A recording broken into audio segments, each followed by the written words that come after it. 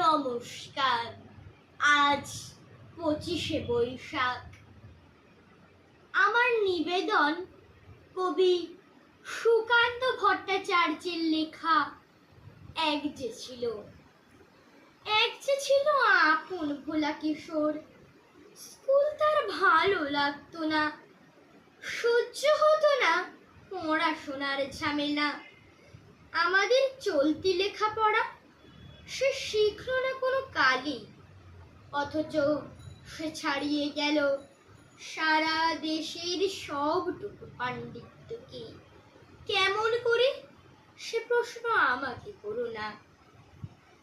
বড় মানুষের মধ্যে গরিবের মতো মানুষ, তাই বড় হয়ে সে বড় মানুষ না হয়ে মানুষ হিসেবে হলো অনেক বড়।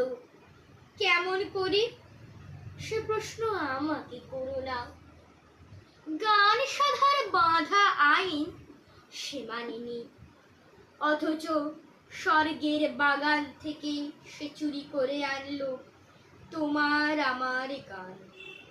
কবি সে, ছবি আঁকার অভ্যাস ছিল না ছোট বয়সে, অথচ শিল্পী বলে সেই পেল শ্রেষ্ঠ শিল্পীদের সম্মান।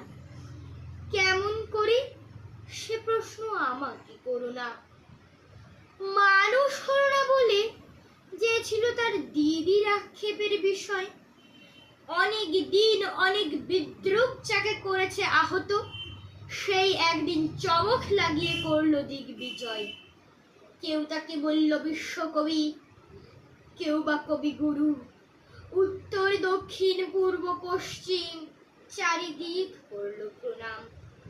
তাই পৃথিবী আজ অবাক হয়ে তাকিয়ে বলছে, কেমন করে সে প্রশ্ন আমাকে করো না।